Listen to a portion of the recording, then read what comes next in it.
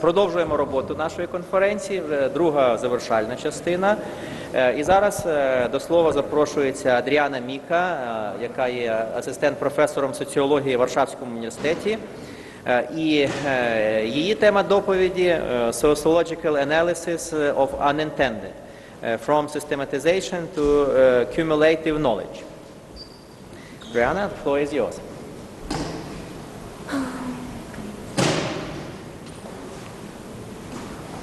Okay, so thank you very much for the opportunity to join the conference and for the invitation. So my presentation, it's going to be partly, I think partly it's linked with the previous presentations. For example, sociology as analysis of the unintended, it's a sociological field. Its starting point, it's in one of Merton's paper, which was published in '36. We already had references to Merton.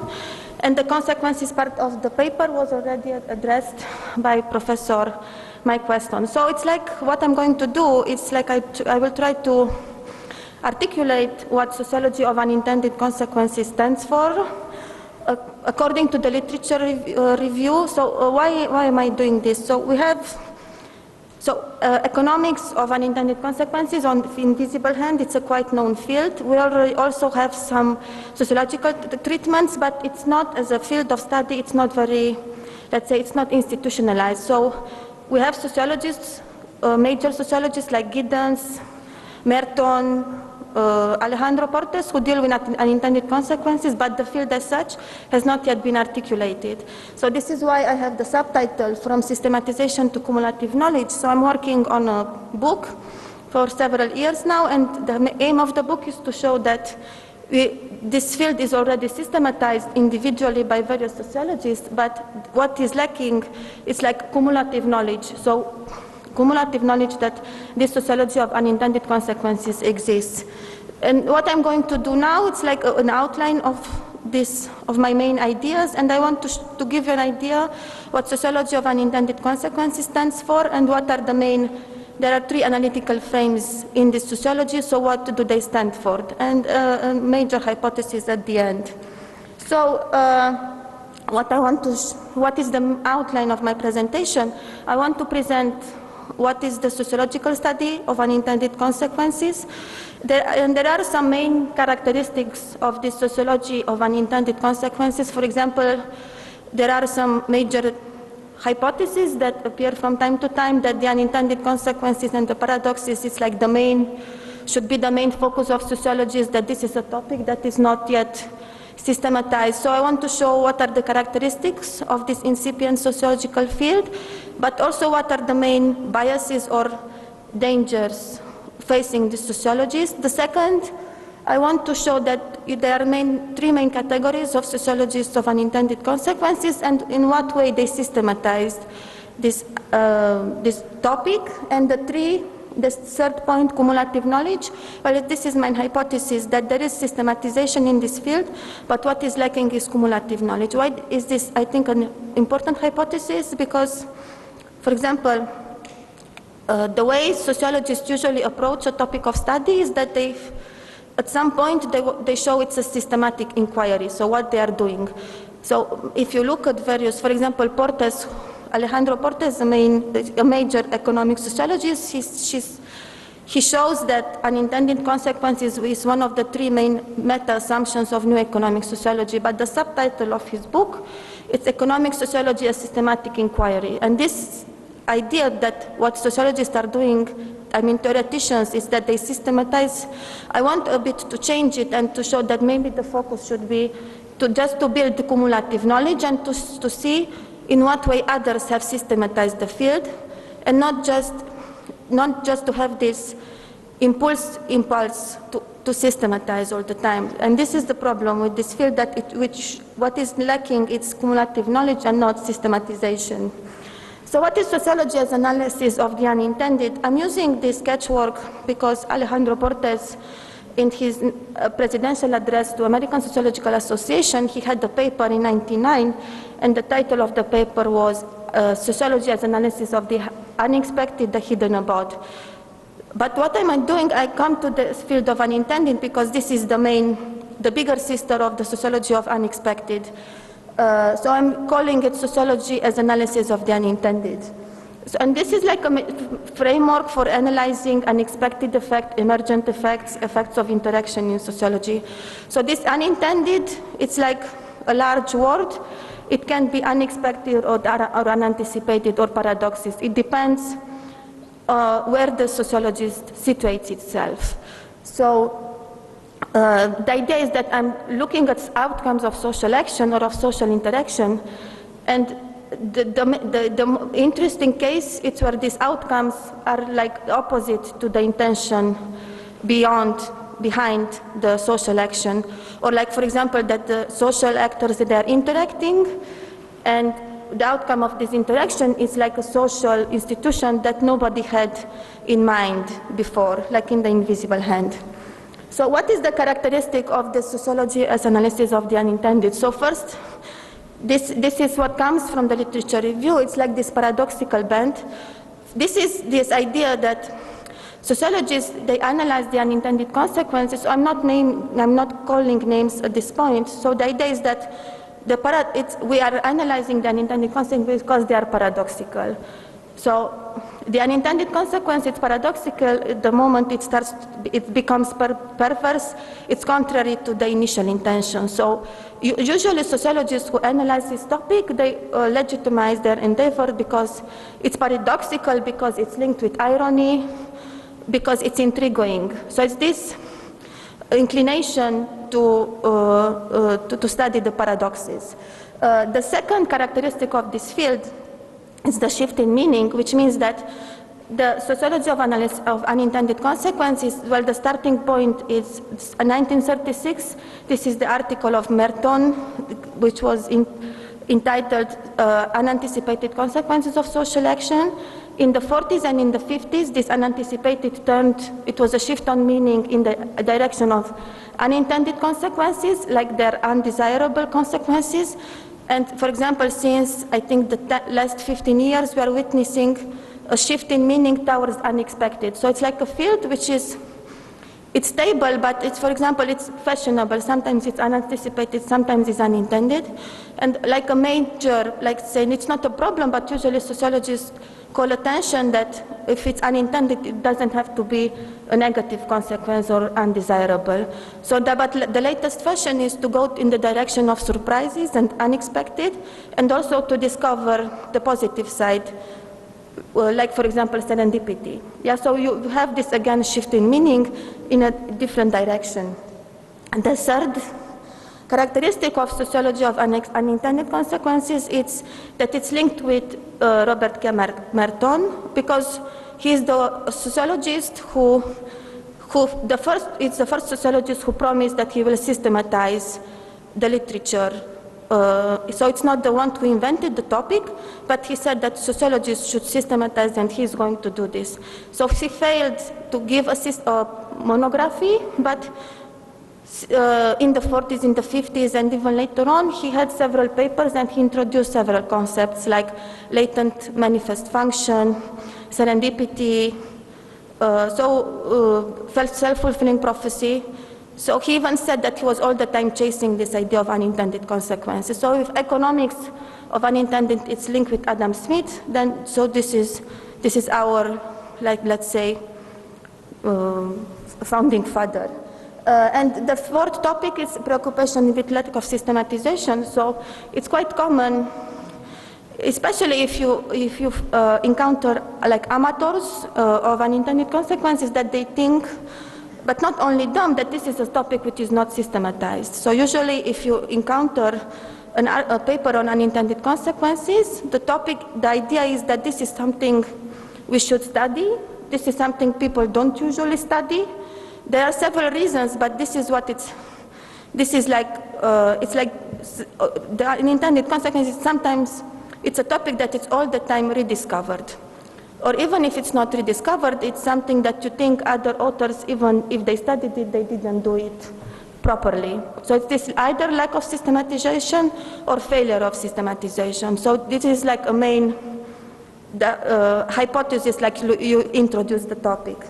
what I want to show is that, so you have these characteristics, and with this characteristic, it's also sometimes some exaggeration. So sociologists usually, of unintended consequences, if you look at what I will name a few names later on, but they are also very autocritical. So, and they usually, for example, you can find, for example, Louis Schneider, Stomka, Giddens, Jon Elster. So they usually also give some criticism. For example,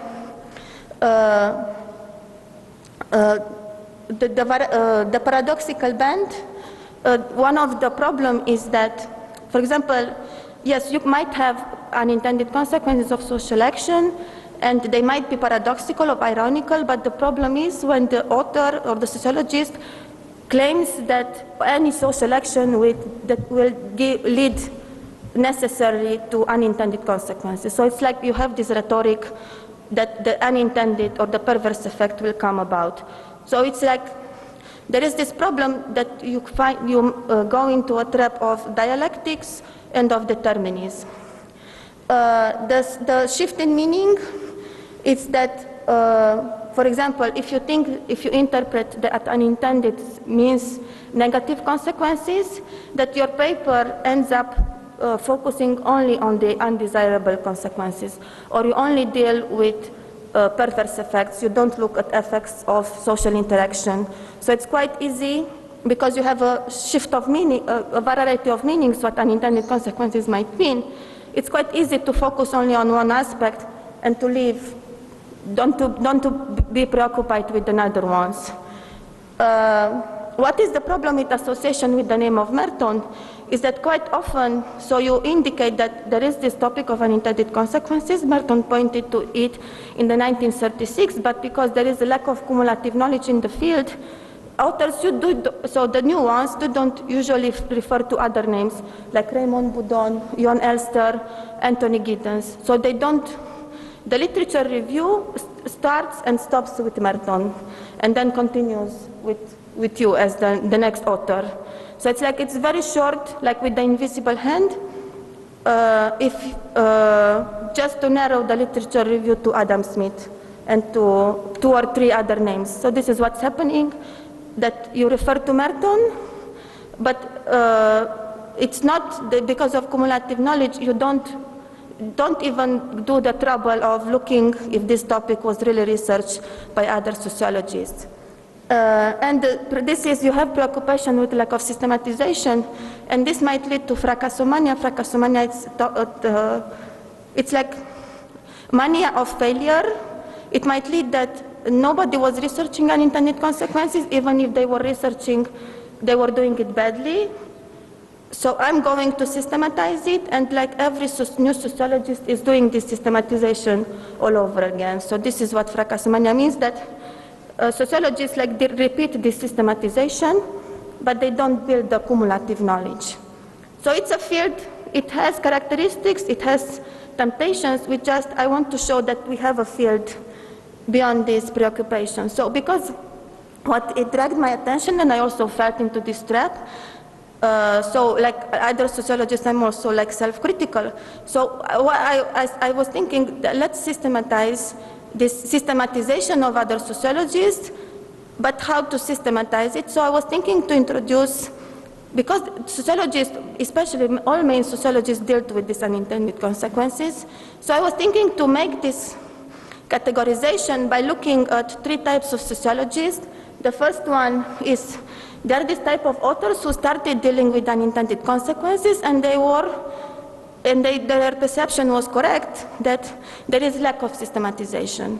So they introduced the topic like Merton, and they started doing this systematization, but in relation, for example, to sociology of interaction or to philosophy or to economics. So I don't want to go into details, but here you have, for example, names like Merton, Raymond Boudon, Alejandro Portes, and Jens Beckert.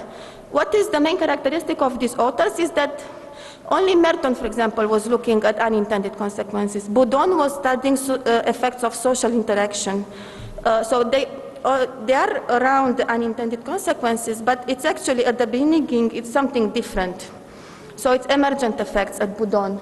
In case of Alejandro Portes, it's like unexpected consequences. So it's not really unintended, but they make the systematization, and in the end, they start to refer themselves as sociologists of unintended. The second category of sociologists is sociologists who systematize unintended consequences, but they have this, their perception is that the topic exists, but it was a failure in the way it was systematized. This is here, for example, in the first category you have authors from 1936 to 2016. So Becker gave his book Fictional Expectations in 2016, so it's a quite recent author. Portens is an author, also a recent one, 2010, 2014. In systematization work, when there is failure of systematization, this is category of sociologists who are working in the 80s and in the 90s, and they were thinking that the field, this is a main characteristic you have here, authors like, for example, Giddens, John Elster, Mohamed Cherkaoui, followers of Elias, they think, we have unintended consequences, and the paradigm we're studying, it's either Merton or functionalism, which is also like a sort of Mertonian field. So they were like this, they were showing that the way functionalism was dealing with the consequences was not sociologically proper.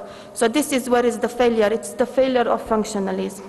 Because why did they fail? Because the idea is that in order to explain the social action, you have to they were referring to the unintended consequences of social action. So Jon Elster and Giddens were saying you have to explain the behavior by intentions or by sense-making, but cannot explain it by its unintended consequences. So the main characteristic of the second field is that they have a fight with functionalism or with Merton. For example, Mohamed Cherkaoui was trying to show that it's Weber who was a better founding father of sociology of unintended consequences. Or the followers of Elias, they were showing it's better Elias and not Merton. So it's like they all the time, in one way or the other, they are fighting with Merton. And then you have the systematization work, pure and simple. So here you have sociologists who already, like, one way or the other, they also have cumulative knowledge, so they are systematizing it. They don't fight with anyone, but they also don't think that the unintended consequences is like their own discovery. They are much more relaxed, but except, for example, Hirschman, they also do not do this systematization. So it's like it's a newer category. But what is so each category, I don't want to go into this, it has its own characteristics. And there are some main points. But what it emerges is that every sociologist who was trying to show what are the analytical frames in this unintended consequences field, one way or the other, they reached the conclusion, which also I did, also more or less individually, that you have three types or three analytical frames in the unintended consequences. The first one is you can look at unanticipated perverse effects. It means that you're looking at social action and what are the unintended outcomes at the level of the individual. The second analytical frame is the externality side effects. You are looking at the unintended consequences not for the social actor but for the other actors. And you have the third analytical frame, the invisible hand emergent effects. So you're looking, it's not unintended consequences of social action, but the social interaction in the way, so it's like what are the consequences at the level of the social system. So you have three categories of sociologies, and there is no cumulative knowledge, at least until the end, but they all reach the conclusion, but they name it more or less differently, but that you have three analytical frames. What does this look like? For example, just to make you, the first one, the unanticipated perverse effect, is the closest. You just look at the social action. Then you go a bit further. You look at the consequences for the other actors. And then in the invisible hand, you are the perspective, the social distance is much more. It's wider. Now, what the funny thing is that the more you are closer to the social actor, the more you have this feeling that it's something pervert, that it's something paradoxical, that it might be undesirable. The methodology is much more qualitative, but the more you gain, if you are in the second, for example, category of the side effects, you are already looking like economists are doing, in what way the actors are negotiating these unintended consequences. So it's less pervert, but it's much more, you are looking how the actors try to react, to deal with this unintended. And in the third one, from Adam Smith, that actually here the main tendency is to lose the undesirable element, but that the social interaction which results, it's beneficial for the social system. So it's like the more distance you gain, it is paradoxical, but it's like you change. You have the impression that these unintended outcomes can be coped with. Actually, at the macro level, it might be something positive. So this is, I can give you some examples. For example, the most common example from the unanticipated perverse effects is like Max Weber Protestant ethic. Weber's paradox of asset is that in the moment you do something in the name of certain values, religious values, for example, then the outcome is that you change the behavior, sometimes in a way that it's contrary to the initial intention. For example, if you start saving money or to have ascetic behavior, you might change it in a way that you become much more market-orientated. So this would be the essential paradox of social action.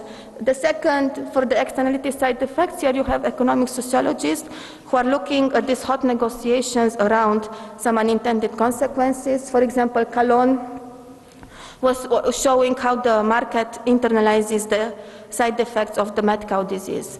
And invisible hand emergent effects, in sociology, here you have game theory, some models of residential segregation, explanations of emergent effects. So it's quite embedded in sociology, in the sociological field, and you have various, or the reproduction of institutions, for example, Giddens, the structuration theory, functionalists. This is also all the analogous sociology of the invisible hand. So to finish, so what I wanted to show is that you have systematization. You can show that you have three categories of sociologists. All of them, and here you have names, for example, Hirschman, Giddens, Jon Elster. They all reach the conclusions that you have 3 or 4 analytical frames. They all call it in the same way, but they think it's more or less their discovery. This is also what I did. So the paradox is that it's a field which is very systematized, but it's lacking this cumulative knowledge. So I think it's time to reverse that. It's not lack of systematization, but just lack of cumulative field. And then I had this intuition regarding sociology of unintended consequences, and then it occurred to me, maybe this is an issue for discussion, that it might concern also others like sociological theories or sociological fields, that it's this imbalance. Maybe you either have too much cumulative knowledge, and the authors, maybe they stop to systematize themselves because they are too, maybe they are too overwhelmed with the theory, or you might think it's Wild West and you systematize all the time, but then the cumulative knowledge just doesn't, coagulate. So our field is an example of the first one, but I think you might easily. So I think this is a case study of a more general problem in sociology. So thank you very much. Thank you. Thank you. Thank you.